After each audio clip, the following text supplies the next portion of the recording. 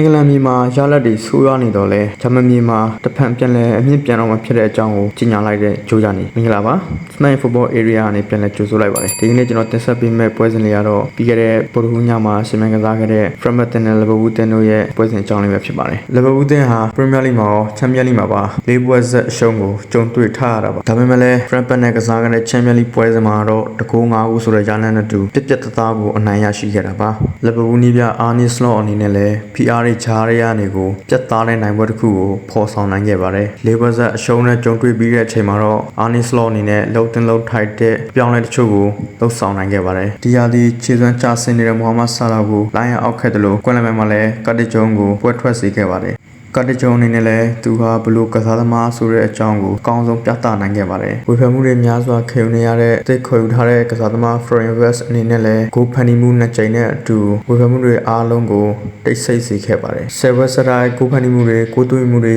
မပြုတ်လောက်ထားနိုင်တဲ့ Florian Wirtz အနေနဲ့လည်း Frampton နဲ့ပွဲစဉ်မှာတော့ဂိုးဖန်တီးမှုနှစ်ကြိမ်ပြသပြီးတော့သူဟာကစားသမားကောင်းဖြစ်ကြောင်းကိုပြသနိုင်ခဲ့ပါတယ်။တိုက်စစ်ကစားသမားဖြစ်တဲ့ Ekitike ဆိုရင်ဖြစ်လဲအတင်အောင် Frampton နဲ့ပြန်လဲတွေ့ဆုံချိန်မှာတွင်ကိုတကိုရရှိခဲ့ပါတယ်။ဒါအပြင်ဝေဖန်မှုတွေခံနေရတဲ့ဘိုးခန်းစစ်နှစ်ဦးဖြစ်တဲ့ကွန်နာတင်နဲ့ဗာဂျင်ဘာတိုက်တို့ကလည်းတွင်ကိုတွေကိုစီရရှိခဲ့ပါတယ်။လီဗာပူးတင်းနေနဲ့လည်းသူတို့အမှန်တကယ်လိုအပ်နေတဲ့နိုင်ပွဲတစ်ခုကိုပြတ်သားတဲ့ရလဒ်နဲ့အတူဖော်ဆောင်နိုင်ခဲ့ပါတယ်။လိုအပ်ချက်တွေရှိနေတော့လဲဂျိုဂျာနီတို့ဟာအမြင့်ပြန်တန်းတော်မီဖြစ်တဲ့အကြောင်းတောင်းပန်ခတ်ပြလိုက်ပြီးပဲဖြစ်ပါတယ်။ဂျိုဂျာနီတို့အနေနဲ့လည်းပရီးမီးယားလိမှာပါဆက်လက်အမြင့်ပြန်နိုင်မလားဆိုတာကိုတော့ဆက်လက်စောင့်ကြည့်ရမှာပဲဖြစ်ပါတယ်။ညီကိုတို့အနေနဲ့ရောဖရန်ပန်နဲ့ပွဲစဉ်မှာလီဗာပူးတင်းရဲ့ခြေစွမ်းအပေါ်ကိုဘယ်လိုမြင်ပါသလဲ။ညီကိုတို့ရဲ့ထင်မြင်စချက်တွေကို comment မှာဝင်ရောက်ဆွေးနွေးခဲ့ပါဦးဒီလိုဘုံလုံးအားကစားနဲ့ပတ်သက်တဲ့သတင်းတွေပေါ်ကျသုံးတဲ့ချက်တွေပွဲပြီးသုံးတဲ့ချက်တွေကိုစစမပြတ်တင်ဆက်ပေးသွားမှာဖြစ်တဲ့အတွက် channel လေးကို like subscribe လုပ်ခဲ့ပေးဖို့မမေ့ပါနဲ့ TikTok ကြည့်ရှုနေတဲ့ညီကိုတွေနဲ့လည်း like and follow လေးလုပ်ခဲ့ပေးဖို့တောင်းဆိုပါရစေ